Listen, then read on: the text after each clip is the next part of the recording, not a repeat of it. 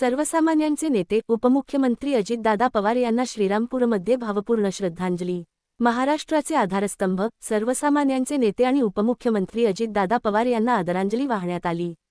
श्रीरामपूर येथील माजी आमदार लहू कानडे यांच्या यशोधन जनसंपर्क कार्यालयात आज सकाळी 11 वाजता एका विशेष कार्यक्रमाचे आयोजन करण्यात आले होते.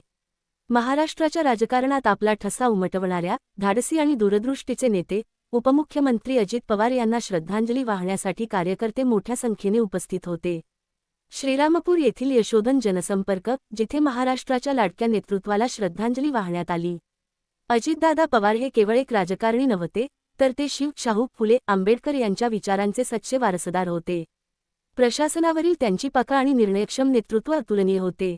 या श्रद्धांजली कार्यक्रमाला शहरातील आणि परिसरातील राष्ट्रवादी काँग्रेसचे निष्ठावान कार्यकर्ते मोठ्या संख्येने उपस्थित होते. सर्वांच्या मनात त्यांच्या कार्याचा आणि नेतृत्वाचा ठसा कायम आहे.